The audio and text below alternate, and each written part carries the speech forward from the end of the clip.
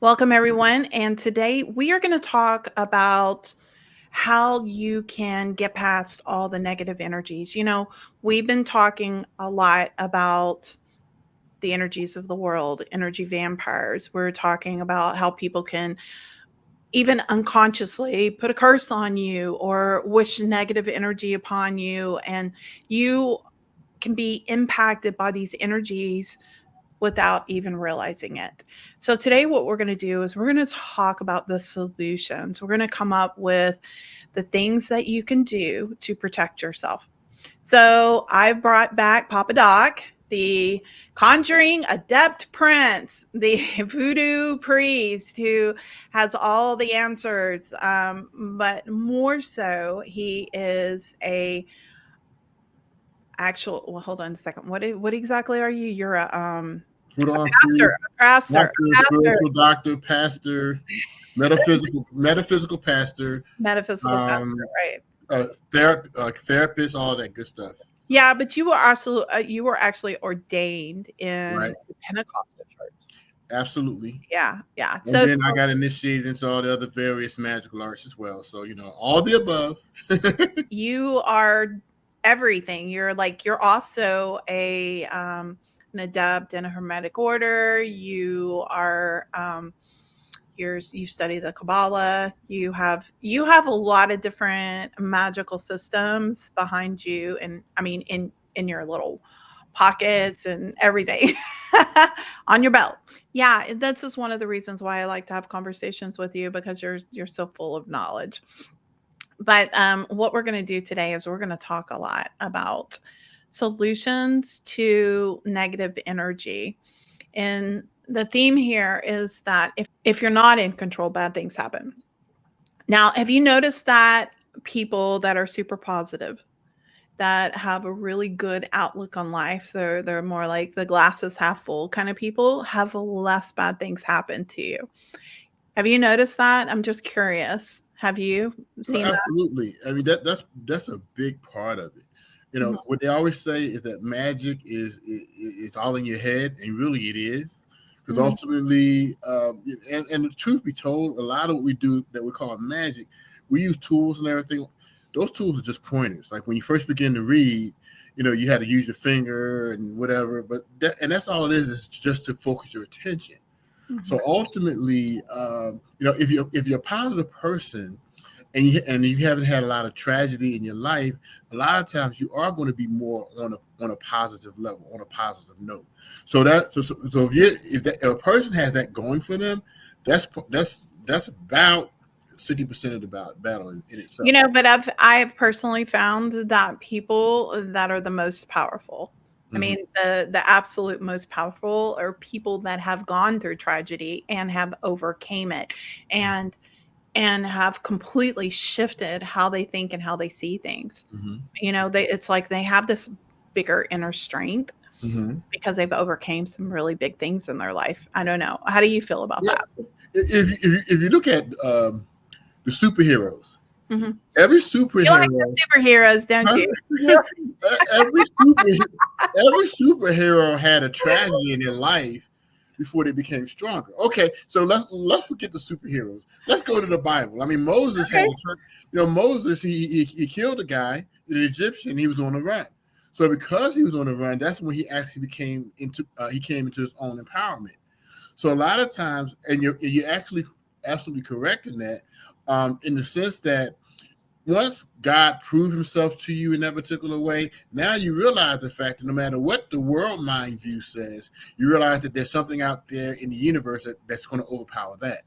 So that's why I believe that a lot of times you have people who have come from tragedy and have come back, and they like the only thing they have to hold on to is their belief that things are going to work out for them in the positive, which is great. And that's ultimately where we want to get people anyway, is that you're thinking in the positive. And the truth of that is that no matter what tools you use, Bible, spiritual studies, if you're a magician, if those are the type of things that help you to become more positive in your outlook, then you're halfway there. Mhm. No, absolutely, absolutely. So let's talk about some of the things that we can do So one of the things that that I used to do Mm-hmm. before I Mm-hmm. got, I started doing some of the studies that I have. So for me to explain like what I do now, it would be too complicated. Right, right, right, right. But the general concept is to draw down the light. Mm-hmm. Okay. And so, like, if you think about it from this angle, what you're doing is you're drawing the light down and then you're expanding it out. Okay. Absolutely. So it's like you're creating this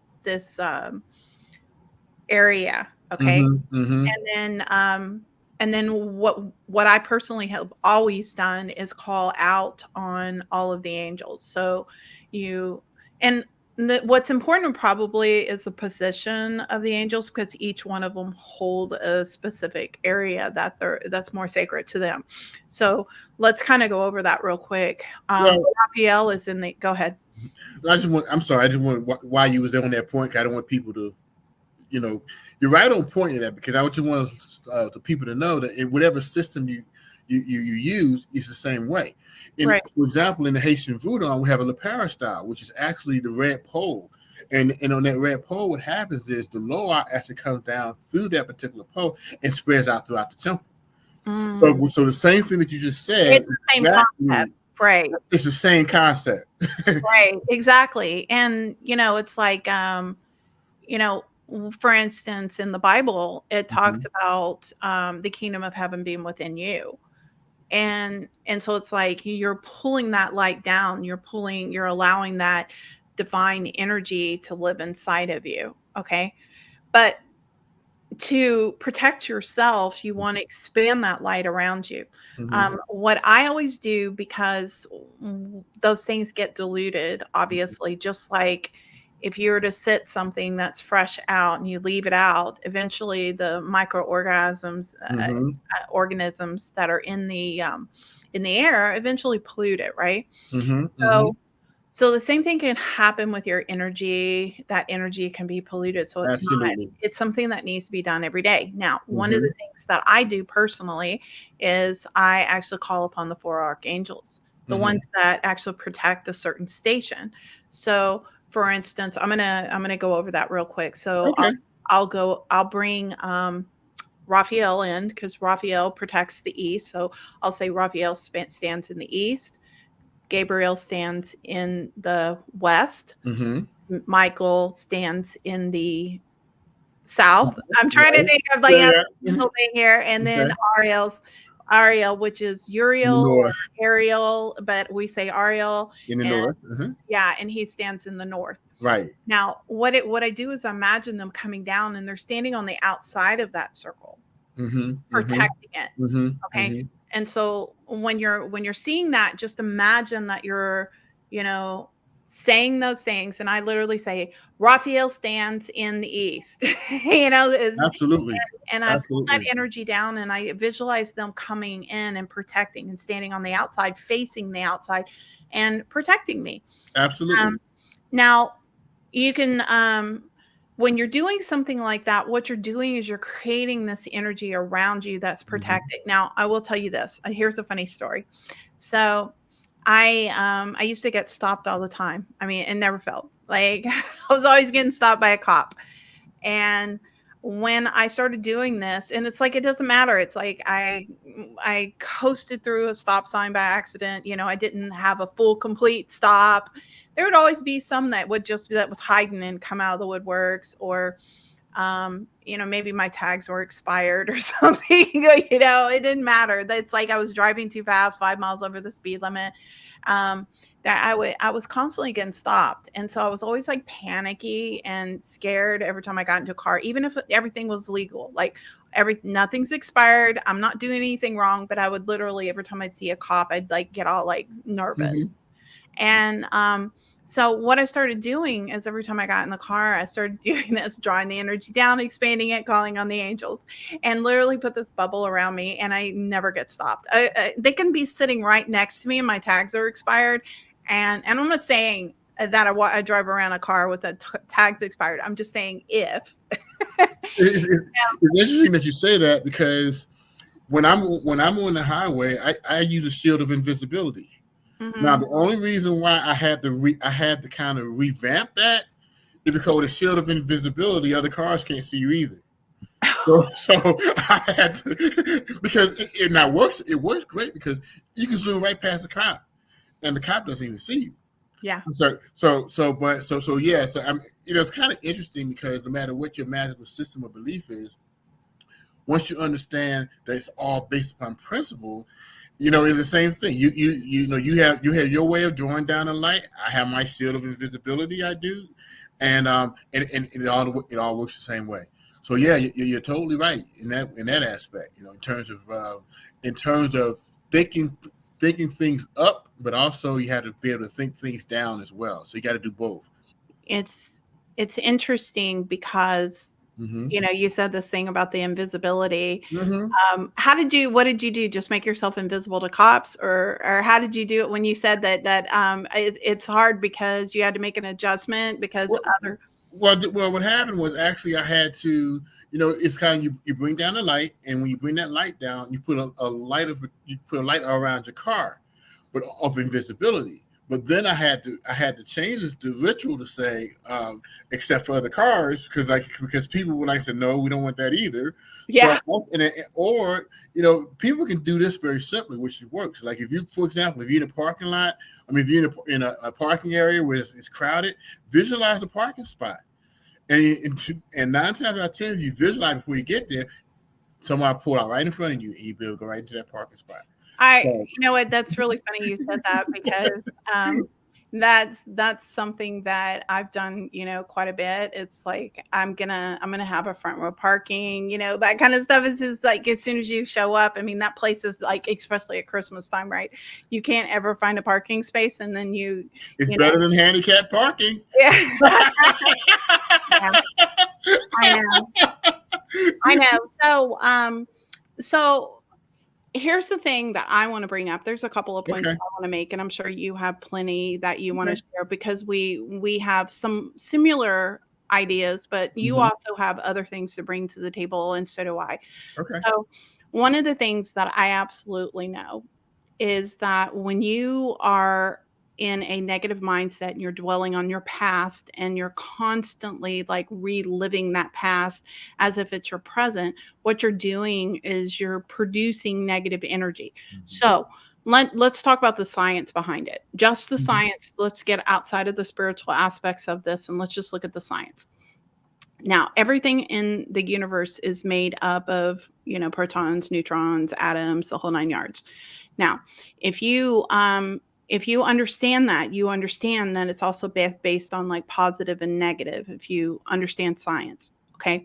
And if you look at a proton, it's got the electrons that go around it. It's like these little circles that go like this, and there's several of them. It looks like a little, like a galaxy or something, or not a galaxy, but it looks like a solar system, like a little mini Hmm. miniature solar system. Hmm. Hmm. Now, and that nucleus is kind of like what you would consider the sun, right? And what makes it go up and down is the pole shifts that they go through. It's the negative and positive energy.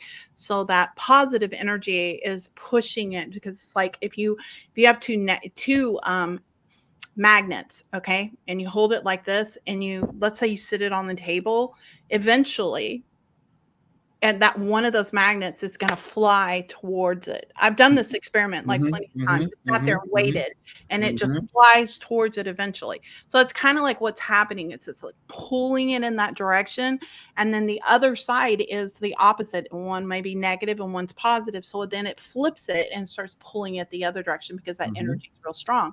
So you Hmm. have a positive pull and a negative pull, and it causes that to move. Now, Absolutely. if you think about that, that's exactly what happens with the Earth Hmm. moving around the sun. You've got the Hmm. north and the south poles, which are positive and negative energies that pull it, and so it pulls it this way and then pulls it back. Now, if everything in the universe is made up of molecules, atoms, protons, neutrons, electrons, and all of that is based on a positive and a negative pole. Okay. Now we're not talking good and bad. We're just talking positive and negative poles. If that's the case, then everything is either positive or negative. Absolutely. All right. Now, and everything is made up of energy because that is what that is, right? Mm-hmm. Yes. So if you think about your body, and I'm just going to ask you this question, Mm-hmm. okay? Thinking about your body, what do you think the most powerful energy is in your body? The cells, but also I would say the sun in that aspect. No, no, no, in your body. In your Yeah. body. In Well, your body. I would say the cells. That's Um, not okay, but no, I mean like what organs or like what in your body? the heart, What the heart. And that's interesting. Okay. So what else? the brain, Mhm. uh, And there's one more. heart, brain, lungs, stomach. Well, uh, I mean, these are all very powerful, but we want to let's think about the two most the most powerful ones.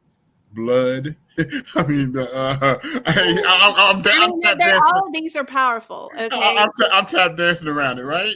think about it as energy. Energy.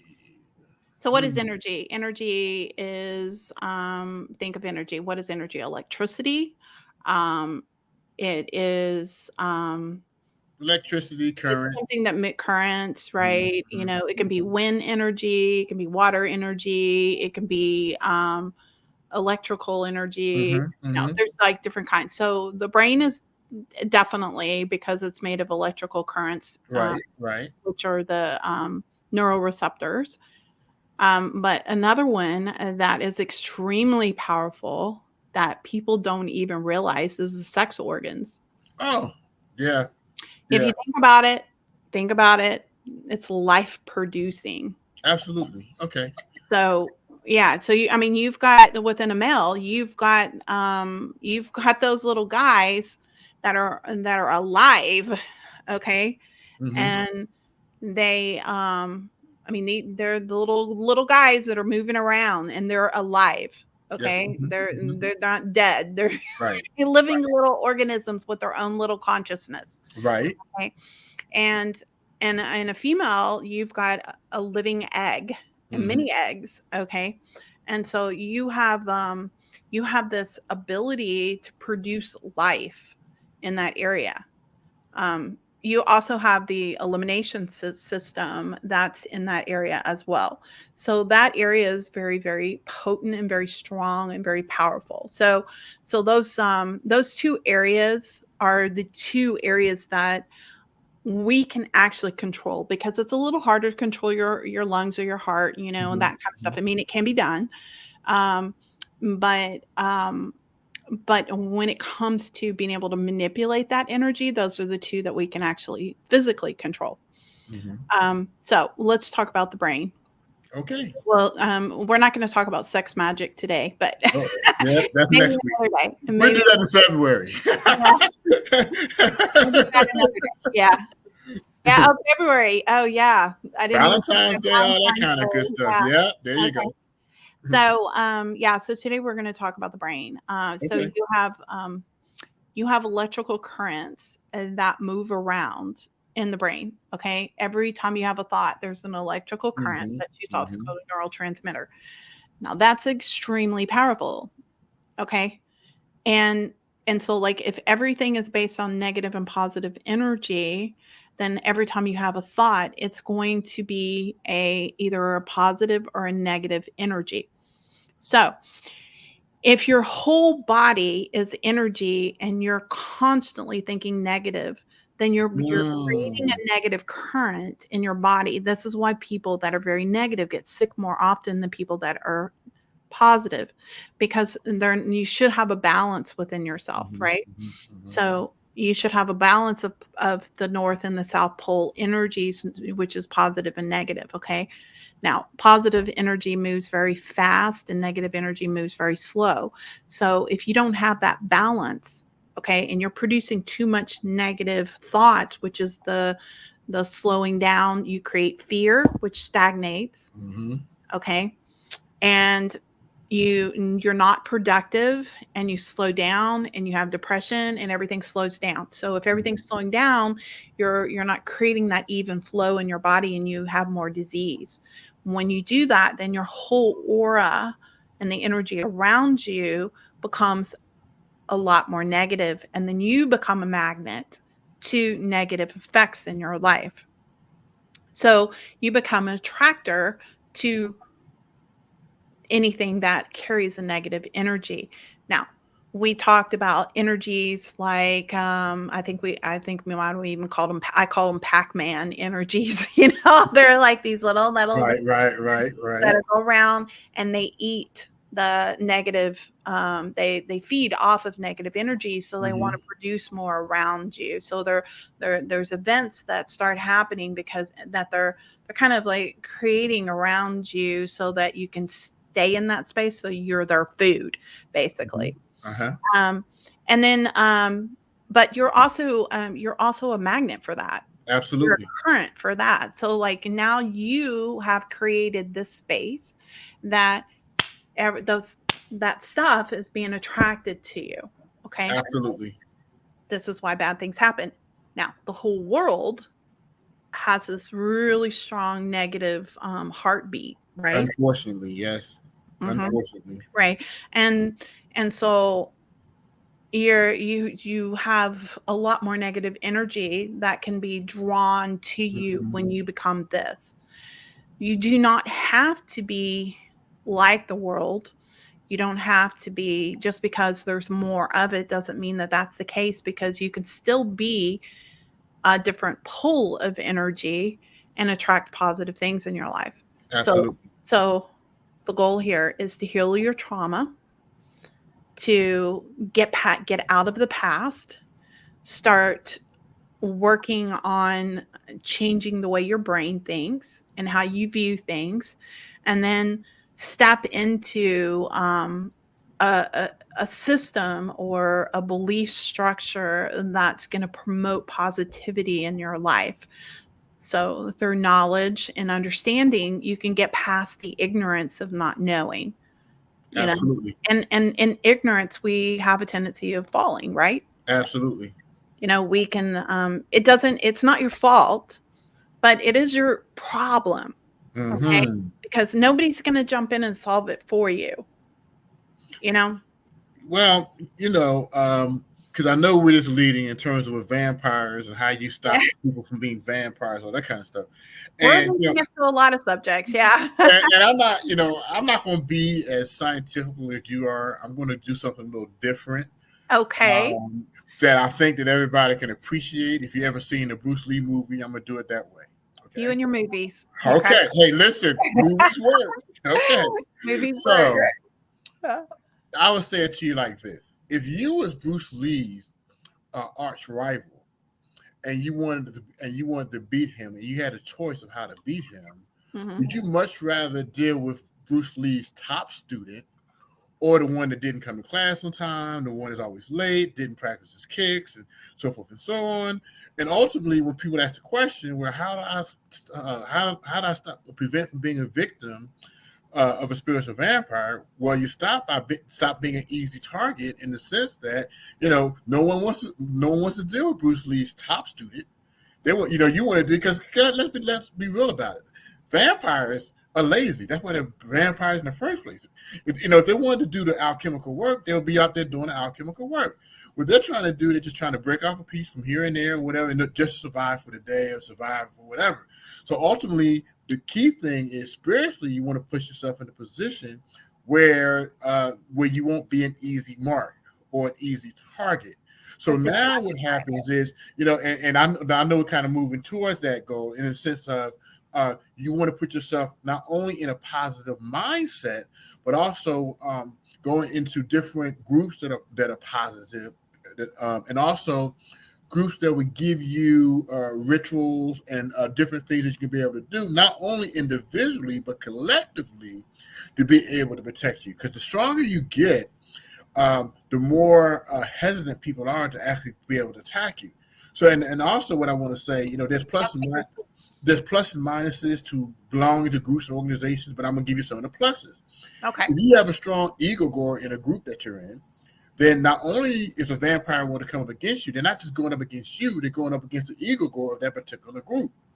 So now you have a situation where, all that energy that I know the rituals you've been doing is not just you doing those rituals, but if you have a group that's doing the same rituals, literally whatever shield you're putting up, it's that the whole organization has put that shield up.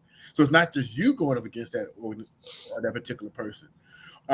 Also, we know there's a certain thing called black magicians, so to speak, where they actually attack people, things of that nature. That's the reason why, we're not saying you have to be in a magical order, but you do have to be in a position spiritually where they're not going to pick on you. People ask the question all the time about, about spiritual vampires. And I tell them, well, this is the thing about spiritual vampires. First of all, they don't want you too strong. Because if you're too strong, that means you can kick the butt. Okay. But, but they want some type of luck. They need some type of luck. I said, well, you can't be so bad. I mean, when the last time somebody went up to crackheads and said, let me scratch some luck off of you? It doesn't happen anyway, So what they want, you see, and then when people ask the question, and a person say, well, I don't go to the church all the time. I don't whatever, but I don't believe in that nonsense. I said, you're a perfect candidate for a vampire. Because what he realizes is that, well, if you don't believe strong enough in the church, that means that if you get attacked by a vampire, you're not going to the church. They can continue. But you don't have real bad luck because you have good luck. So you have just enough luck that they can take it from you. Mm-hmm. But ultimately, and that's what people are. That's the concept. Consistently, people say, well, I don't believe in that type of stuff. I said, okay, well, when the last time you've been to church? When the last time you've been to your spiritual practice? I don't do that either. I said, well, now you're in the middle because you're not strong. You're not strong enough that they won't be able to get you, but then you're not weak enough that they still desire you. So you're right there in the middle. Mm-hmm. So ultimately, that's why you need the support of different groups, different organizations, and if that's not even the case, just being around positive-minded people, like in Napoleon Hill's book, Mastermind Group, being in things like that. Because what happened is, as you were saying, with the energies and the negativity, if you're around a mastermind group with all this positive energy, it's going to be difficult to be able to stop them. So ultimately, and so then, and a lot of times what people do is that they always hang around people that's like-minded, like to them. And I say this, and this is kind of crazy, So, well, but do you know why? Huh? Yeah, because they feel comfortable because they can be able to. But this is the thing about it, though. Let's say, for instance, you got 3 girlfriends, and they always talk about negativity of relationships, and none of them had a good relationship. So one of the girlfriends get a relationship, and the first thing she does, she go and ask the girlfriend for advice on how to be able to do relationships, and all of them have bad relationships. So ultimately, how do you even know all this when you're not a girl? Hey, listen. I've been counseling women for all my life, so I've been kind of officially being led into the club. Okay, because I'm gonna tell you what, you've been led into the girls' club. I'm gonna tell you how this works. I'm a voodoo, hoodoo, all that type of priest.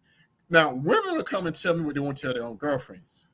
So ultimately, I won't say I ever would know how a woman thinks, but I'm pretty close most of the times. And I say, well, wait a minute. Why are you going to your girlfriend who never had a good relationship and ask her for advice on how to be able to have a good relationship? So ultimately, once again, the whole thing is that world mind, because if you don't, when you know better, you'll do better. So if you're in an environment where, for example, if you're in an environment where you have healthy relationships, people who are modeling healthy relationships, then what'll happen, and that's when they say, you've changed because now you get rid of those negative people. But now you're going to learn coping devices in a relationship to make a relationship more successful than all the, what they did in their relationships. Mm-hmm. So ultimately, and that's a key part of it. We're talking about magical groups. That's one particular path. There's several paths. That's why, for example, in Buddhism, they talk about the eightfold path. Because there's different paths. My path is magic. Another person's path might be Tony Robbins or whatever. But it doesn't really matter because basically, as we always say, it's the mechanics that always work. It's the principles always work, no matter what you call them. And even in that aspect, what a Catholic priest used, he used incense. He used water to consecrate and purify. I use water, and I use candles to consecrate and purify. It's just that I might have a different outfit on, but it's the same thing.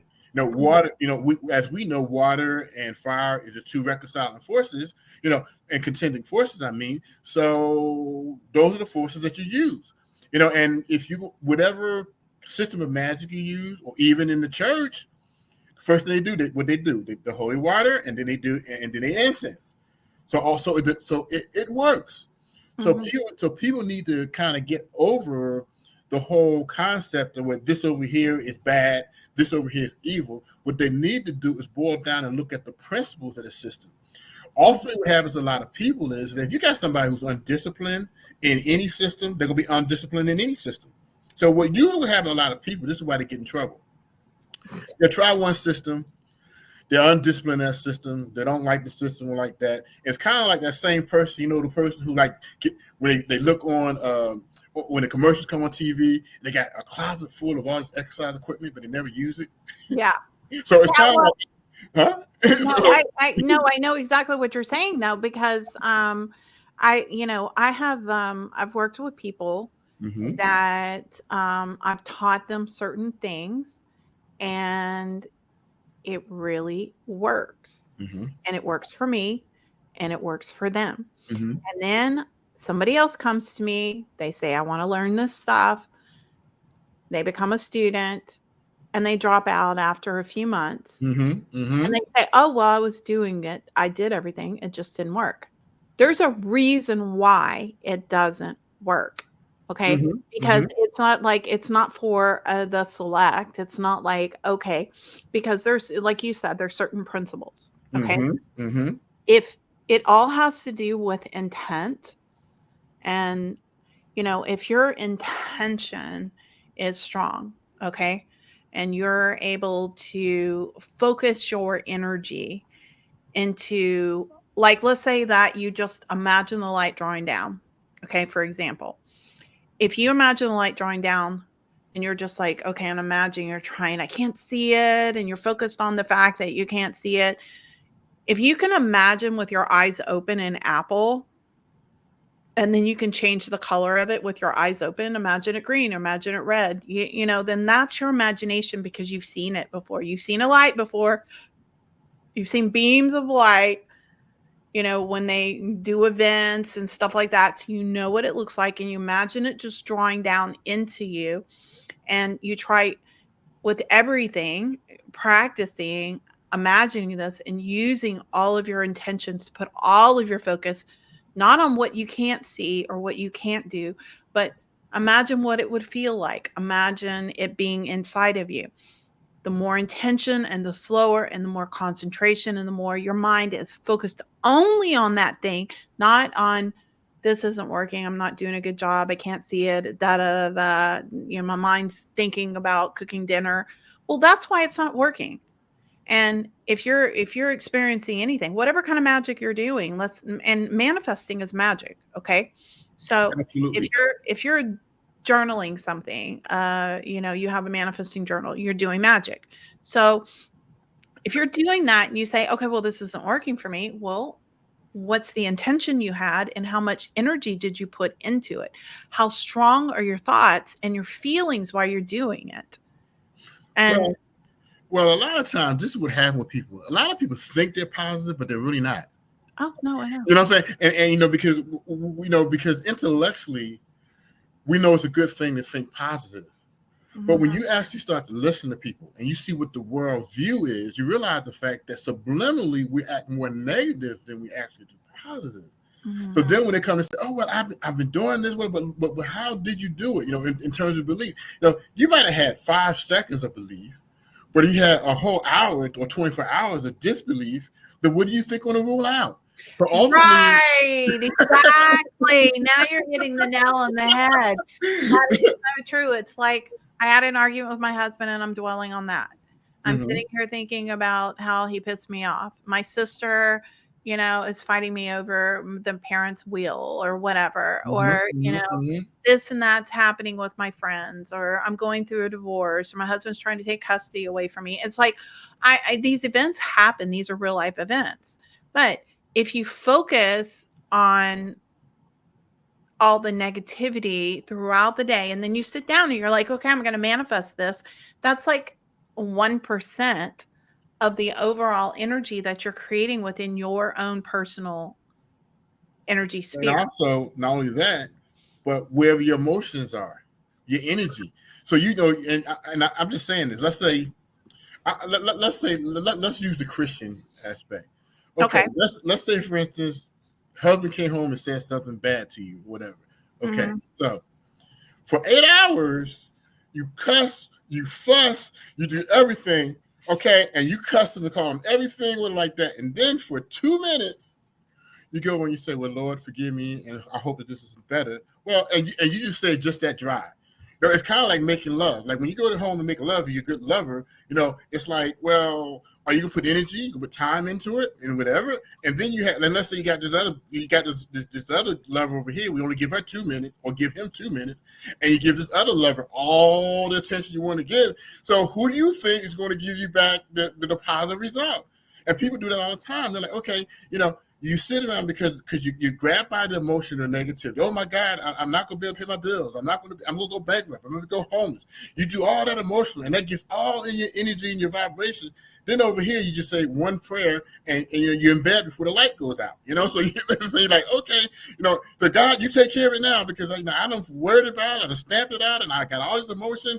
He said, but now, if you do it in reverse, we realize the fact that if you see it in your mind's eye, and the way prayer works, because this is what the Bible tells us. You pray as if you've already received it. So if Mhm. you put the same energy that you was angry and upset, you had all the fear, you had the doubt and the limitations, you took that energy and you put it into, thank you, Lord, because I know I can see myself getting that job. I can see myself with that business, and you can, in your mind's eye, see it. But you see, a lot of times what happens, because a lot of us aren't convinced that it works that way. But so what we do, that's why I always tell my clients all the time. They say, oh, well, my life is falling apart. My boyfriend left me. My dog done died and all that. I said, great. Because at least you're manifesting. We know you're manifesting. Now, you're manifesting in the negative. So Mhm. we just So at take least you're manifesting, right? Yeah. it's a manifest. So we know it works. Yeah. We just got to be No, able to. and that's the thing. It's like when I have some kind of tragedy in my Mm-hmm, life, mm-hmm. it's it's like I have to literally like tell myself I have to pull myself out of this because I start noticing it affects me financially, it affects everything, and so it's like I have to pull myself out of that because I know that I can't be thinking about all these things because it will affect me and it'll affect my situation, and then I'm going to have to work twice as hard. So I'm going to have to work hard to get out of that space and then hard to get into the prosperity space. And the same thing is like most of the time when you see somebody who's prosperous, I'm talking about spiritually prosperous. Yeah. It's very, you very seldom see someone like that has abundance in one area of their life and don't have abundance in all parts of their life. Because the mindset you use for one aspect, like finances, is the same thing, the same mindset you can bring to relationships, the same Mhm. mindset you're going to bring to disease, dis-ease, the same. And no matter what magical system you are, a lot of times what happens, if you're just fundamentally, if you're a negative person, Mhm. that's going to radiate through your magic. Matter of fact, Mhm. and I always tell people, that's why a lot of people who practice chaos magic, that's the reason why it works, because they never really got rid of the chaos magic within inside themselves, and that's Yeah, what but the thing about chaos magic is it always comes out backwards. that's what it does. I mean, Uh, it'll 'cause- come with a consequence and all this other stuff, so it's like it's not really a good system well, yeah, to. it's not a good system because what happens is you're putting toxins into the universe, so Mhm, ultimately you're gonna get them toxins back. So mhm, so it may seem like a shortcut in the long run, but really it's not a shortcut mhm. because ultimately you're going to get all the consequences of that chaos magic back. Yeah, But I know, but 'cause this you're is what it is. utilizing that. But this is what it is. This is how people fall into that trap. Well, you got a worldview that's negative. You got Mhm, people around that's negative. So mhm, quite naturally, if you practice chaos magic in the beginning, it's going to work because mhm. ultimately, because it like attracts like. But now, if you get to a certain point, when it stops, now when it goes against you, oh, will it go against you? So there are a lot of Well, people. and that's the thing is that, like, when you do practice that type of magic, it does tend to, it's like a boomerang effect, and then you have to do things to fix that, and then it's another boomerang, and then you have to do stuff to fix that. So it's a constant flow. Um, but basically, magic, all magic is intention. And it's Absolutely. like if you can sit there and you can focus on one thing for a certain period of time, and then throughout the day, you keep your mind in that space. So, for example, let's say that you're gonna manifest $100. Okay. And so like the point behind the rituals is to take some time to do focused energy. It's to clear out your space. That's part of the ritual. Is to do banishings and clearing out your space and doing like consecration and purification rituals to like with holy water and incense and stuff like Absolutely. that. And then calling in like the divine names and the archangels and to hold the space and pulling down that energy and hold that space for you, right? While you are doing whatever kind of ritual you're doing, like let's say you're making a talisman, or you're making a what are those called, love charms or whatever, like let's say that you want to manifest $100. Okay. Right. So let's say you're doing a magical thing where you want to manifest $100. Okay. Whatever type of magical thing you're doing. It could be elementals. It could be charms. It could be talismans. It could be sigils. There's a million different things that you could be doing, but you clear out your space. You're doing it. But that intention that you're doing at that time, that's important because you want to spend some time in that space while your energy's clear and while you're doing your magical formula. Okay. Now you finish that. Mm-hmm. Okay. Then you go downstairs and you argue with your husband or somebody, right? Right. You're all like, I've been meditating and I'm all zen and I just did this and I'm feeling really good. And you go, and then you get a bill in the mail that says that you're behind on something. It's a pink slip. And it's like, hey, if you don't pay this, you're going to get your electric cut off or something. And then that feeling comes over you. So the thing that you need to do is tell yourself, put your focus right back on that. I'm manifesting that $100. Oh, but I've already asked for it. So it's coming. So this is going to be okay. That money is coming and it's going to be okay. And the other thing that I personally have found is there's this little bit of delusion that kicks in with people that it reminds me of that story of God's going to rescue me and they turn everything down. It's like you say, God's going to rescue me and he sends you a motorcycle, a helicopter, it's like, and you drown and you go to heaven. You're like, why didn't God rescue me? Well, and so a lot of times when you start to manifest, the energy starts moving in your direction. So you have to capture it and act on it immediately. Well, okay. Well, And that's where I found that a lot of people do not do. They still stay in that lazy state. And they think that the solution's just magically supposed to like change. Like they're going to wake up one day and this money's going to be in their bank account, or they're going to win the lotto or something's going to happen like that. And I'm not saying that that's not going to happen. But what I am saying is that those solutions will come. Somebody will offer you a job. You'll get a contract on something. You'll have the opportunity for that money to come in your direction. But the biggest thing is that you've got to keep your mind in that space after you finish your rituals, after you've done your manifesting, your manifested journaling, or your board that you make, or your prayer that you do, or your visualization that you do. After you do that ritual, you have to stay in that state of belief. If you have a negative thought, you need to push it away and go, no, I'm getting it. It's happening. It's happening. Well, this is what the whole thing about this is. This is the basics of it. Yeah. One of the ancients, a lot of times when we see and we read things in our magical rituals, we don't believe what we read. The ancient axiom, Hermetic axiom says, as above, so below. So within, so without. Now, that is something that's very profound. Because when we come into this world, we do it from the opposite. We do it from what we see, what our mom and dad told us who we are, whatever. So it was from without of us that we believe who we are. And then and that's what I believe we have with chaos magic. Because you look below before you look above, you will see chaos.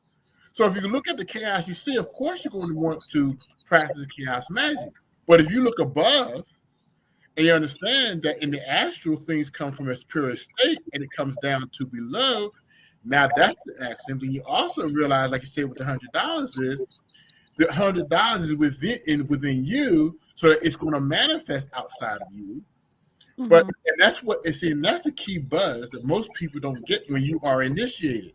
When you're initiated, you need to have that reverse thinking.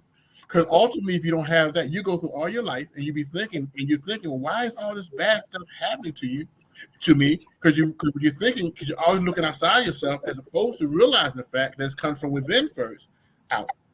So then once you get that concept, then you got to convince yourself that it's true. So then, and that's why, even when you in the Bible talk about manna from heaven, if the manna came from earth first, it can be like, well, it might be dirty, it might be nasty, whatever. No, it came from its pure state, from the heavenly realm, which is the head, down to, as we talked about, like even the sexual organs, all that kind of stuff. Even in as you circulate in the sexual energy, the kundalini, you got to separate it from the head down to the it actually goes from the head down to come back up. You got to circulate it 7 times. So that energy alchemically is purified. Right. So that's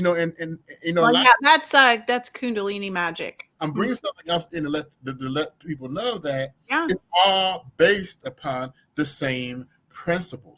So what we really have to do is not only just intellectually read what we hear in magic, but to meditate and take it within our alchemy so it becomes us. Because if you don't get it to become you, then what happens is, we're not doing magic. We are the magic. Right. So, and so when we understand that, then we realize that. That's why I said that, it's not just about, my path happens to be the voodoo and different things like that, but everyone's path is different, but the principles are going to always be the same. Okay, so I need to jump in here. Okay. Yes, ma'am. The stuff that you said is so true, but I need to define it a little bit. Okay. Because there's going to be some people who don't understand the terms you're saying. Okay. So let's go through this. The as above, so below, as within, so without. Okay, so let's talk about that for a second. Okay. So everything is created in the very beginning from the mind. The mind is the beginning. Okay.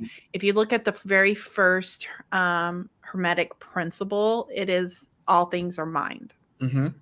So what that means is that there's a place in the universe that things are created in, and it has to start there.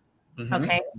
And it is the higher mind. So for you to create something, you've got to have that. It starts with inspiration, right? So you get inspired and then you start thinking about it. Okay. And you're like processing, how that looks, like creating it in a, like, what is this going to look like? What do I need to get to do this? Like, how does that look? And then you break down the actions that need to be taken, and then you take the action, right? So it's sort of like you're drawing it down. Think of it like you're an architect. You get inspired. Oh, I think I'm going to build a house. Okay. And then you're like, where is that house going to be? And what is it going to look like? And then you start thinking about, like, okay, I need to put it on a, like a architectural, draw it out, right? Yeah. And then you start going and get the materials, right? And then you start actually building it. So if you think about it from that angle, everything starts with the inspiration and the design. Okay. So you have to use your imagination to start there. And if you let's just get literal here for a second. If I was to build a house and I imagine this beautiful house, and let's say financially it's not a problem, okay, but I imagine this really interesting house that I want to do. It's very creative, it's very neat, it's got all these really cool things in it, and you sit there and you imagine it, okay, but then you start you get into an argument with your wife, or this happens, or you have something that happens at work, and you're allowing that negative energy to interfere. you never go any further than that, right? Because you don't take action on it. Because why? Why do people put down things that they love? Like, they used to love to play the piano or the guitar or something like that, because there was other energies that interfered, that stopped them from progressing forward. And so if you look at it from that angle of I've got to draw it down until it becomes an action, until it comes into the world. There's a really unique podcast that I did. You should listen to it. It's Okay. this woman that has this thing called a crystal network. Mm-hmm. And in this interview, she talks about going into the astral plane. So she's a Toltec warrior, and she was trained from a very young age. I think like the age of 8 to be a Toltec warrior. And what she does is she does creative dreaming, is what she Oh, calls it. cool. So she actually goes into an altered state. And when she goes into this altered state, she gets into what she calls lucid dreaming. Uh-huh. Okay. Uh-huh. And where she's consciously aware of what she's doing in the dream. And she decided that there was these specific crystals that did specific things, and Mm-hmm. they were specific colors, and she created them and manufactured them in the astral plane. Okay. Right. Very unique looking crystals, and this is a true story. And then she took that energy and she drew it down, and then she went hunting for it. So she would literally, like, because she can feel the vibration of where they're at, where crystals are, and certain type of crystals. So she went on a mission looking for it, and then when she found them, she broke down and dug a cave out or whatever. She found the crystals, and there they were. So she literally brought them down. Like, she created it in the astral plane and brought it down. It's Mm-hmm. a very interesting story, because I was like, you actually did that. You actually did that. And that takes a very trained mind to be able to do it, to be able to, first off, lucid dream, to be able to decide what you're going to dream, and then hold it. Now, that's a very powerful person that can literally, like, make something show up in the world consciously. And but this is the idea. We dream all the time. We sit there and think about all the bad things that are going to happen. We're imagining it, and we get very lucid about it, imagining this person, bad things happening to them or whatever, or bad things happening to you that this person will do, or bad things happening that you might lose your job, or bad things happening that your husband's acting like an idiot, like all these things.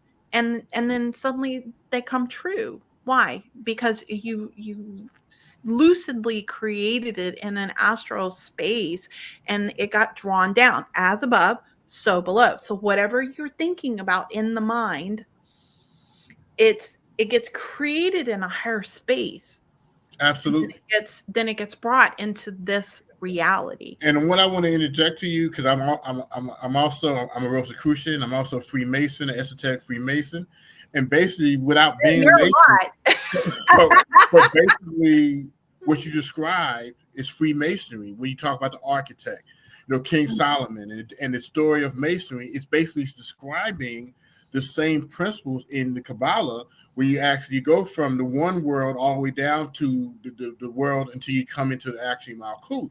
Now, most Masons don't have a clue as to this, because now what's happening here is more of a fraternity as opposed to the esoteric science. So what you do, and I got mixed feelings about the whole concept of women and masonry and whatever, because ultimately, if you have a soul, we're all Masons. That's the way I believe it. Because if you got to work things out through your soul, it's like, because in this lifetime you might be a male, next lifetime you might be a female, whatever. So it doesn't matter about all that. It's a matter of how you're going to work out whatever karmically is attached to your soul in this lifetime. Well, So let me interrupt just for a second okay, about that. Well, it was the Masons that actually created the Golden Dawn, I know. and Yep. so the Golden Dawn allows women in it. So, Yep. and the Golden Dawn system has very practical, magical techniques that start you from learning to banish, protecting your energy, raising your consciousness, and then taking you through alchemical shifts that you go through, Well, cleansing and purifying. So, okay, I can see how you say that. right. They also created a space for women, you But know. this is my thing about it. Okay, and like I said, that's why I have mixed feelings about it, because Mhm, ultimately, what I contend what happened, there was an anti-Masonic climate in this country. mhm, And basically, they did the same thing with Masons that they did with, like in Salem, with the witches and all that kind mhm, of stuff. So ultimately, what I think would happen is the esoteric principles that were in Freemasonry, they actually took the baby out with the bathwater because they did not want to be considered to be these evil people. So ultimately, what happened was a lot of that science, and like Samuel Little, McGregor Mathers, and Dr. Westcott, they actually were high Masons and high Rosicrucians. So what they did is they took the principles out of both mhm. systems, and they created a magical system where you can actually practice both of them. Yeah, yeah. Because you look at, for example, the Golden Dawn, without lifting the veil too much, you go to one level of the Golden Dawn, you actually see the Masonic influence, and then the higher up you go, you actually see the Rosicrucian influence. Yeah. Mhm, So basically, what you did, you had occultists who wanted to preserve those particular tools, and then so they formulated the Golden Dawn. mhm. So there's a lot. That's why, and once again, as we were saying, um, there has to be similarities in each system, because if there's not similarities, then it's not a system. So, Right. and that's like now a lot of, even talking to a lot of brother Masons, Mhm. uh, what I say to them is very foreign, because a lot of this, a lot of Masons, I say the 17th century and the 18th century, you look at a lot of those books, you had to know sacred geometry. You couldn't be no dummy and actually practice Freemasonry back at those particular times. But now it becomes more like it's just it's a fraternity. That's basically what it is. And that's something, even on this, on what we're doing now, I want brother Masons to know that we have such a rich heritage. We're the incubators of all these secrets, and then we just kind of threw everything away. And then other organizations, even when you look at the New Age movement, all that kind of stuff, those are our children. They was raised on us. We raised those people. And a lot of, and now it's to the point where a lot of brother Masons, and Eastern Star too, they don't even see what's going on, because they're so isolated into their fraternal. Yeah, that's the Order of the Eastern Star. Order of the Eastern Star. I'm an Order of Eastern Star too, by the way. I'm a grand. I'm not a grand, but I'm a worthy past patron of the Eastern Star as well. Wait, so I thought the Eastern Star was just for women. But this is how it works. You and this, I know this is Am going I to be. wrong? I mean, No. I'm going to explain it to you. okay. Okay. So Masons can be Eastern Stars, but Eastern Stars can't be Masons. So there is a position in the Eastern Star where a Mason has to sit in order to be able to in order to be able to do that in that organization. So I Mhm. sat as the patron, and I'm a past patron actually of the Eastern Star as well. So yeah, but now this is something else. The same pentagram and everything that we use and all that. Now they have this symbolism to it, but the magical piece behind it, they have no clue. They don't even know that. They don't even know what it is. Use the Bible, all that kind of stuff. But there is a gap in the terms of the magical tradition and the fraternal or the sorority tradition of those particular organizations. So Mhm. that's why I think, so. It's almost like as if you have the structure, but all the inside's been taken out. And Yeah. then, and then what they did, and then they put their own symbolisms to it in order to make it seem more friendly to everyone. But the spiritual elite, if you will, they took them and put them in another organization. Yeah. Well, that's one of the reasons why, based on everybody I've talked to, Mm-hmm. like looking at all of them, Thelma, at AA, let's see, I'm trying to think of all the different ones. Eastern Star. There's Mm-hmm. another Mm-hmm. one that's a women's only group. I Mm-hmm. can't remember what it's called, but but out of all of them, the one that seems to like pretty bit the best system of all is the Golden Dawn. I Uh, believe that. mhm, I believe it because ultimately, to be on the fair side of it, it's because Golden Dawn, it gives everybody the tools, number mhm, one. Number two, they do it fairly, because it doesn't matter whether you have whatever sexual organs that we were saying. It's a matter you have a soul and you got to work things out. And within the order, you have divine masculine, you have divine feminine. It's impossible for you to have Yeah, it's divine very masculine. balanced. Yeah, How you gonna have divine masculine and don't have divine feminine? I know. It's a very balanced Absolutely.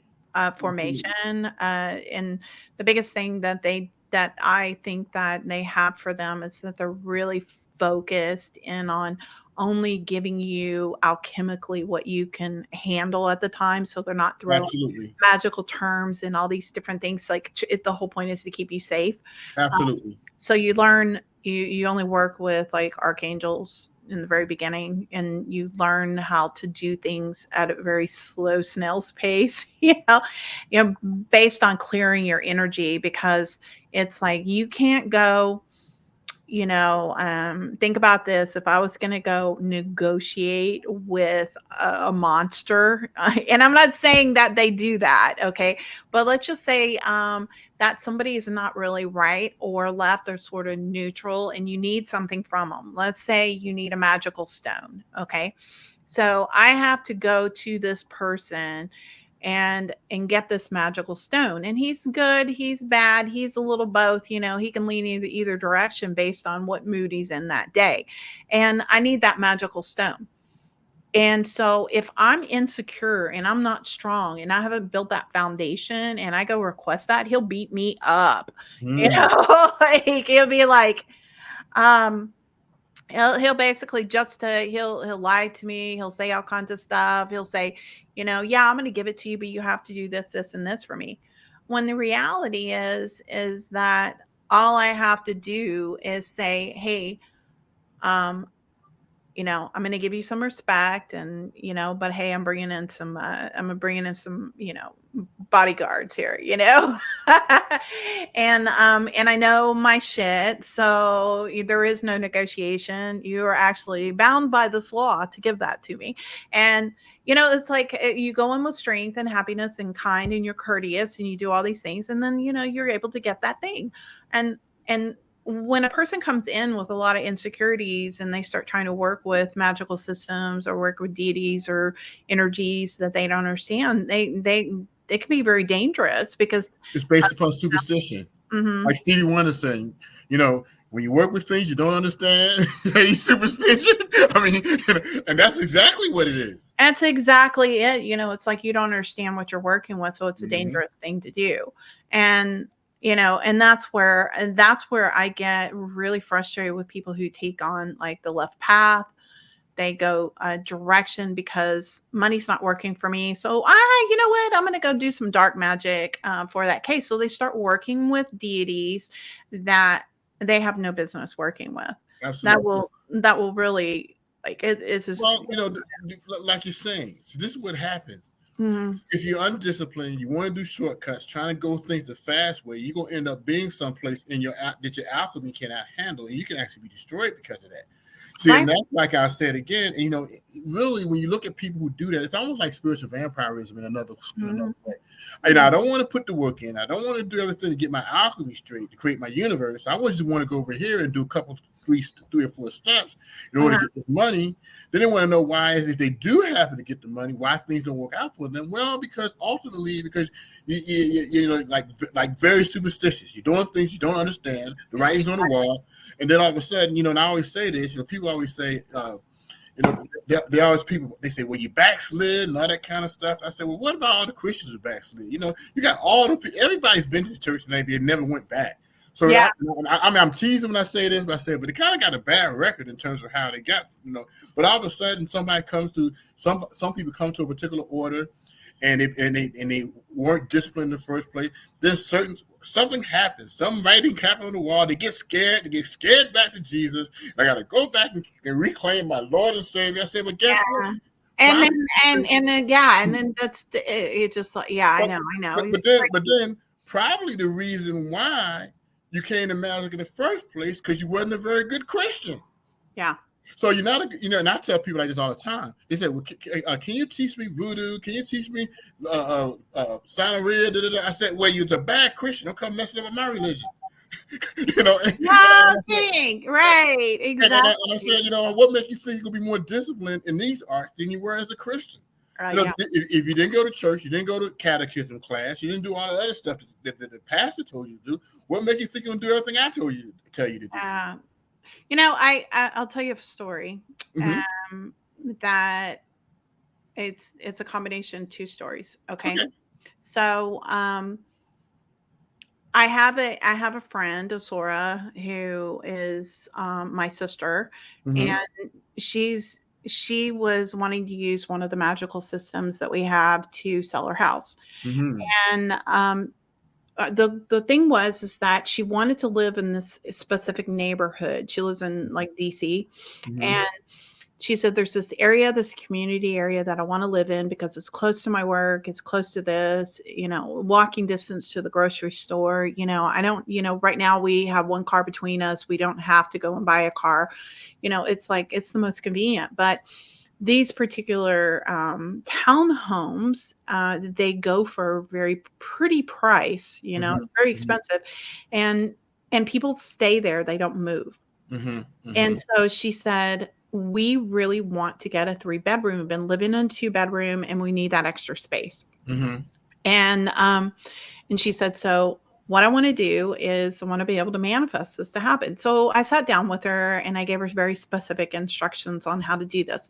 "I need you to be very, very, very specific about what you're asking for." Okay. Mm-hmm. Mm-hmm. So I said, if you want a jacuzzi bathtub, if you want a laundry room, if you want a garage, if you want all the bedrooms to be upstairs, like you need to break this down. Like, do you want a modern kitchen? Like everything that you want. And she's like, "But do you think I'm asking for too much?" And I said, "No, you ask for what you want." And she's like, "Okay." So she breaks it down. She said, and so I tell her, "Okay, now you're going to do this, and then you're going to have to remember, you have to stay in the belief system that this is going to happen. Don't falter." Okay. So she also needed to sell her house, the 2-bedroom condo, for a certain price. So we sat down and we figured out how much she needed to pay for the new one, and we sat there and we did some numbers and everything, like, okay, if we sell this is how much profits you're going to get, plus you have a certain amount of savings. Now you're going to finance X amount because this is the price. So this is the price that it needs to be. We went and looked them up on like HAR and some of the other real estate things, and that house, those type of homes, were selling around 2 million. Mm. And based on her financial situation, from what she could afford every month or wanted to afford, it needed to be 1.25. Okay. So she said that we found some stuff at 1.5. And she said, I guess I could go to 1.5 like that. And I said, "No, you say what you want." So she said, "This is," and I said, "Okay, so this is what we're going to do." So she sold her. So she did her thing. She stayed on track. She didn't deviate. She followed all the instructions. She sold that house within a couple of days of it being on the market. And within 30 days or less, she actually she found a house, 3-bedroom, that had everything that she wanted for 1.25. Beautiful. And she sold her house within the time frame, so there was no overlap. Beautiful. Now, here's another. There's two parts. There's a couple of parts to this. Somebody else was in a similar situation very recently that I talked to. And I tried to explain to her exactly what she needed to do. She followed the exact same steps, exactly the same way that the other girl did. Somebody made her an offer for her home, and it was under the price that she wanted, and she accepted it. And then Mm. she came back and told me that the magic didn't work because she Ah, lost money on the house. wow. Okay, so now I'm going to tell you the second part to this story. Okay. I had a client that I was working with that needed about an extra $30,000, like within 30 days. Okay. And she was like, I need this now. And here's the reason why, and all this other stuff. Now, she was in sales. Okay. She was a manager of this particular store and she got commissions. And so I said to her, okay, we sat down and we figured out the numbers, like really draw down. You want to make $30,000 in commissions. So I said, okay, you're going to have to sell. Your whole month has to be $250,000 in sales to get that $30,000 in commissions. So, we really figured it out. On the average, that store did $25,000 a month. So it seemed like an impossibility. Mm-hmm. However, I said, is there anything that you can do that can draw that money in? Run a sale, do something. She said, actually, yes. So that's what they did. She called her corporate regional manager or whatever and said, can we go ahead and do this particular sale about this? And they said, yeah, okay, let's talk about goals. And she said, yeah, my goal is 250,000. They laughed at her and they said, can you be more reasonable? Let's look at like 70 or 80. And she said, no, it's 250,000. And so because I told her, I said, no matter what you do, you got to stick to that. You've got to believe that. You have to stick to it. So she told them that. And they're like, okay, but, and they kept on, she's like, no, 250,000. So she focused on that. Now, on the very last day, she was at 220,000. Okay. And it was 2 hours before closing. And she said to herself, okay, it's 2 hours before closing. There's no way that I'm going to get, that extra amount, right? And that extra 30,000. And she's like, in 2 hours, that's not going to happen. She goes, but I'm really happy with 220. That's amazing. And so she texts me and she tells me this. And I said, hell fucking no. You stick to that $250,000. Right. You go in there and you sit there and you say it, and you go tell your employee and you start getting really loud and you start playing some really loud music and you get yourself pumped up and you said, we're going to do this. We're going to do this. And she said, okay. And I said, get your employees like all pumped up about it. I'm going to tell you, it was 5 minutes before close. She got a phone call from an interior decorator and she ordered $30,000 worth of stuff. Oh, that was just a coincidence. Yeah. 250,000, dude. 250,000. Oh, I love it. Okay. And so all I'm saying is that the people that say it doesn't work, it's because you don't believe. And I think I told you the story about my husband, right? Where, anybody who watched this last time, he was ready to take a job that wasn't going to give him what he needed. And he's like, but all these people keep on offering me jobs and I keep on turning it down. And now I'm not going to have a job. And I said, no, you stick to this. That job is coming. It's like the universe will sit there and just throw you everything. And you're like, oh, that's not exactly, but at least I'm getting something. I'll just go ahead. It's like, you don't deserve it. Like, oh, just because you're getting all this stuff. You're going to be good stuff is going to be attracted to you, right? But it may not be the good thing you're asking for. Okay. And that doesn't mean that you have to pick up an apple that's starting to go bad just because there was no other food. You wait for that fresh apple. The magic, like you said, and as we're saying, is, it's the belief. Going back to the God spell, which is the good spell, which is pray as if you have already received it.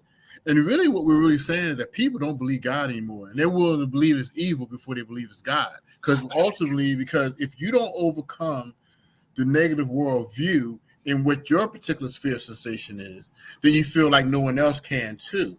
So ultimately, when something happens miraculously, you say you must be believing the devil, you must believe in whatever, because God just doesn't work like that. But they got to realize the fact that, and this is the principle, that if I can get anybody and everybody to listen to this, the one thing you got to realize is that your God, your goddess, you may be sleeping as God and goddess. The initiation process is to awaken the reality that you're a God and goddess. All power So now, and as you're sleeping, you're dreaming, but you just don't understand yourself to be God or goddess. So when Mhm. you're waking the initiation of yourself being God or goddess, now you can dream in the positive and you're empowered because you understand yourself. Like, and we went back through this again about Genesis. God, he was created in darkness. He didn't know he was God.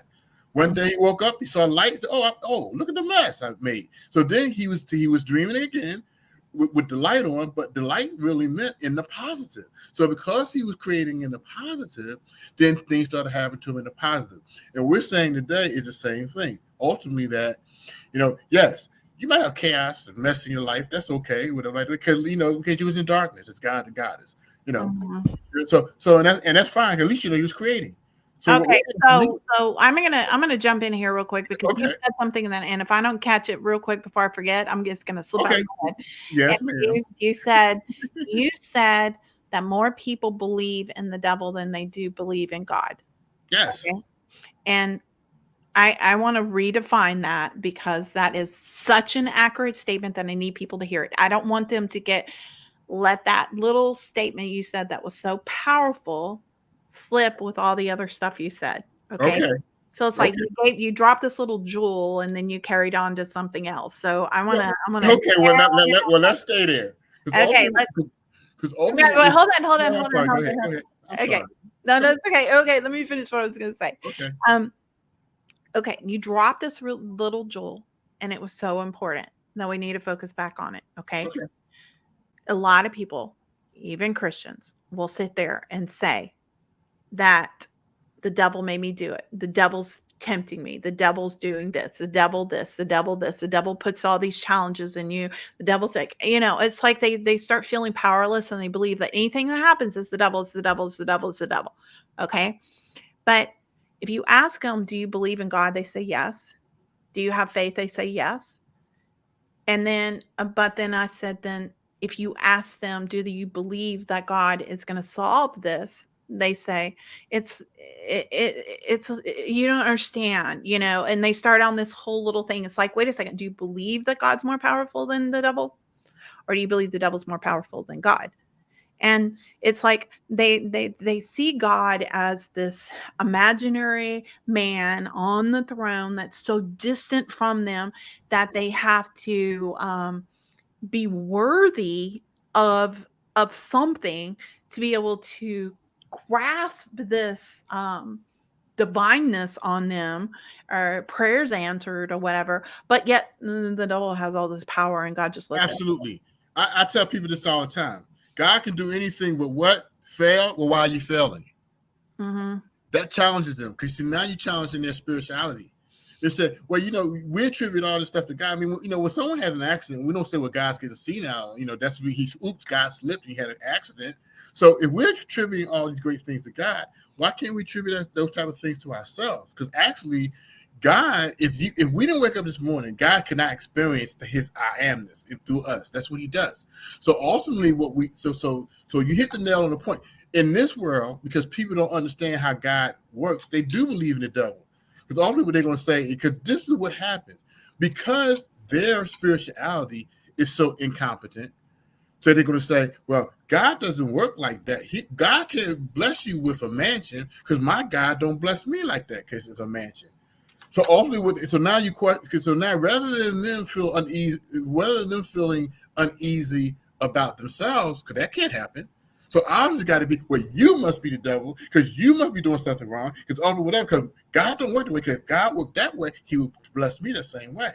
So that's why I said people really don't get this, but they really believe in the devil more than they do God. They really do. Well, here's the thing: is there's only two things that are real, two, Uh huh. and that's God and fear. Period. That's Mm-hmm. it. Mm-hmm. So it's Mm-hmm. God is love. Mm-hmm. So love and fear. Okay, Mm-hmm. God is love, and fear is the devil. Mm-hmm. I'm not sure that I believe in quote unquote the devil, but I it's don't either, but for it's sake of argument.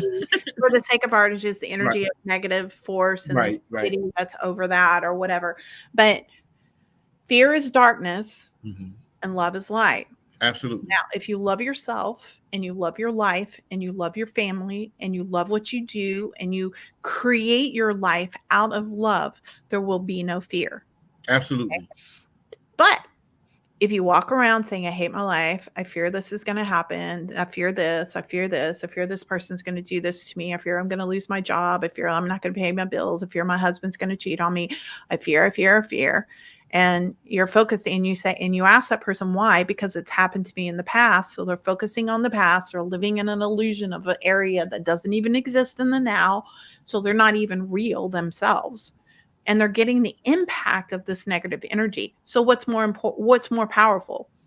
What is more powerful is whatever you focus on. Well, And so that's like, yeah, that negative energy or the devil can be more powerful if you become one of his by sitting in fear. but Okay? they're like people to say, I saving up for a rainy day. So what they do, they save up for a rainy day. The rainy day happens. It wipes out all their savings. They save it for another rainy day again. Mhm. Now, biblically, this makes perfect sense what I'm going to say, because what happens to Job? When you look at Job, Job says this, the worst thing I could have ever imagined, which means magic, has Mhm. happened to me. So ultimately, in Job's subliminal mind, he had actually imagined this happening to him, and he actually produced it. And ultimately, they thought it was a trial against God and the devil and like that. But really, what it was is really Job going up against himself in the sense of that bad mind thinking. And eventually, that bad thinking overtook him. Yeah. And that's the thing. It's like if you're sitting here focusing on fear, then you're focusing on Absolutely, darkness. And if you sit here and say, well, that's more powerful, the only thing that's more powerful is whatever it is that's in you. Okay. absolutely, So it's not God's fault. It's not that God's not strong enough to deal with the devil. That is not true. It's that you are not carrying that energy in you for it to make a difference. So absolutely. if you are focusing on fear and negative things and feeling all this stuff, you are focusing on dark energy and you become a servant of the darkness, period. And unfortunately, even some magicians do the same thing. Oh, of course. Because they wrap up the tools, all that kind of stuff, and then because they had that subliminal in their mind, Mhm. and they're thinking, "Well, I cannot do this," because they don't really claim their divinity in this. Because Mhm. and that's biblical. We are co-creators with God, meaning that we Right. have a divine spark inside of us. So if we don't understand that particular part of us, then we cannot be empowered. And that's ultimately, no matter how many magical tools you have, Jesus can come down in himself, tell you that he's going to heal you and all that. But if you don't have the divinity inside of you, take responsibility for your own divinity. If you don't take responsibility for your divinity, someone else will take responsibility for you. Yeah. and that's quite naturally how it is. And that's basically what we're saying today is take control and master your own mind, right thinking, right creating your own universe in such a way. Because if you don't create your universe, that's why all these advertisements and commercials on TV, because really what they're doing is they're using your imagination against you. Right. Because ultimately we're just saying is, okay, you ain't got to imagine anything. Put your imagination on autopilot. We'll just watch what we have on TV and we'll imagine for you. Mhm. So what we really need to do is run a commercial for our lives. Like the same thing you said what the young lady did, about the house. No, I need $220,000 or $250,000. She ran that commercial till she believed it. The same way, if I see here and I watch McDonald's hamburgers consistently all day, every day, I wonder if I'm hungry for a McDonald's hamburger. So ultimately, we know that it works. It's just that a lot of times we don't take responsibility for it working in our lives, so that we can become masters in our life. That's Yeah, the well, nobody wants to real, take the steps. It's just too hard. It's too hard to control your thoughts. It's too hard to control your lack of ambition. It's too hard, oh, I'm just can't get motivated. Well, these are things that you can get motivated if you decide that you want to be motivated. That's the bottom line. And it's there's a reason why you're stagnant, and it's all a choice. And no matter how much people argue with me, and I get hate mail for this, but well, well, it's a reality, because you know what? If I sit here and I say, and here's an interesting thing. I'm sitting here one day and I'm laying around all weekend, okay, not doing anything, and then I realize, and my husband comes in and he says to me, didn't you say that you were gonna go, organize your closet this weekend? That you were gonna get your laundry done, you were gonna organize your closet? And I was like, "Yeah, I'm just too tired, I don't feel like it." And And so the next day comes along, right? And I'm like, and he says, I thought you said you were going to do this. And I'm like, yeah, I know. I'm just too tired. I just can't get motivated. It's just like, all I want to do is just lay here. And he goes, that's because you're laying around. He goes, get up and go do something. And then that energy will come to you. And that's the bottom line. That's exactly, You you know, can't what, wait for the motivation. You got to get up and do it, and the motivation comes. there you go. That's exactly it. So if you say that whatever magical system that you're using doesn't work, it's not that it doesn't work. It's because you have something broken in you that needs to be fixed. It's because you don't believe. You have, you take the first offer that comes along, and then you say it didn't work. There's something negative about you, that you're drawing in negative energy. You're living in fear. You're not taking the action that's needed to move forward. These are all the things that happen, because I can tell you, if I do something, it works. And when I have people, students that work with me, and they learn these systems, it works. So if Don't it follow, doesn't, don't follow the sheeple. You yeah, know, and what I always tell people are consistency. And I'm not having anything against sheep, but that's why sheep get slaughtered, because all of them go in the same direction. You think about it, even lions. I'll use another. Even lions and gazelles, they all run the same direction. mm-hmm. And that may be a negative thing, because if one gets caught by itself, maybe whatever. But the thing about it is, you keep on going, everybody goes the same direction. Everybody gets slaughtered in the same group. Very true. You need the maverick, and the person who's divine is the person who actually take the responsibility for their own divinity, and they move. And there are people out there who does that. There are people out there, and don't, just because you might be in a group that's not doing that, don't assume that there's people in the world that's not doing it. You got to get out and find those people who are doing it, so that it can help you. A lot of people, and this is what helps me a lot, is the fact that whatever type of people I'm around, that's who I become a product of. If I'm around highly effective people, highly productive people, I'm gonna become highly productive. If I'm sitting around people who are slacking 9 times out of 10, I'm going to slack. I'm not the type of guy to sit around slackers, and I'm the one that reaches the top of the mountaintop. My mom realized this about me when I was a kid, and I used to go to school and everything like that. I was sitting in a subpar school, whatever, and I'm like, well, Mom, I got a C. What else do I need? And she said, well, we should realize a C here is like an F somewhere else. So my mom took me. She put me in Central High School at that particular time. It was one of the best high schools, like was for brainiacs go. Okay, and the same kid that was sitting there slacking, I graduated born with honors. Because ultimately, because I saw kids that, I saw children who were producing, who were very intelligent. I wanted to be like them, so I became competitive. And Well, yeah. So that basically says it's the same thing as saying you are who you hang out with. absolutely, If you crawl with the snakes, you become a snake. If you fly with the eagles, you become an eagle. absolutely, And so like you are who you hang out with. absolutely.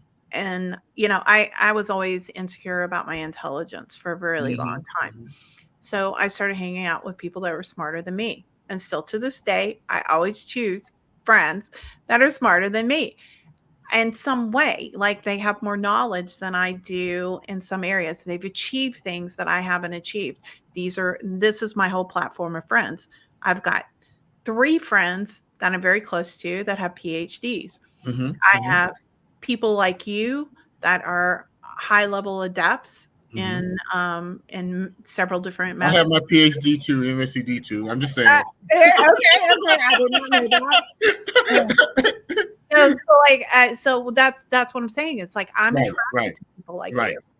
Right. And that is what happens. I mean, I end up becoming really good friends with Mercurio, and then recently Phil Mendoza, who I'm going to be doing. I'm going to have to re-record a podcast with him. Awesome.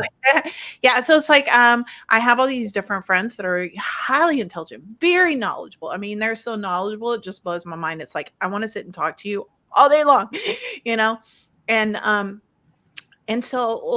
their viewpoint of me is very high. Why? Because I don't I mean, this is how all my friends are. So I have to raise the bar when I have conversations with them, right? Absolutely. Like that bar has to be. Absolutely. Tony Robbins even said that. He was saying he was in a mastermind group where it was $50 million, and Mm, I can't remember what the figures were at that time. yeah. But one of his he said, why? He said, I'm in this group of 50 million. I can't rise above 50 million. So the guy told him, come to my mastermind group. It was like, and they were like 500 million or whatever the figure was. So Uh, quite naturally, he went to that particular figure because and you don't think about it, but the mindset at that particular price point is different than the mindset at another price point. So and what they always tell you is that if you want to know who you are, take an assessment of your 5 friends, and then you know exactly who you are. see? Exactly. It's like all of my friends are magical. So you're in greatness. I'm in greatness, man. All my friends are adepts. All of my friends are Absolutely, master absolutely, manifestors. All of my friends have PhDs. Like absolutely. all of my, yeah. Well, shit, I'm doing good. There you go. There you go. Yeah, exactly. Your 5 friends. I love that. I love that. So Mhm. we're going to end with that today. Okay, not a problem. You guys have a wonderful day. And I hope that you got something out of this and understand that you are who you decide that you are. And it doesn't matter how dark the world is or how dark people are around you. You get to determine your fate, your reality, and who you want to be. We'll see you in the next podcast.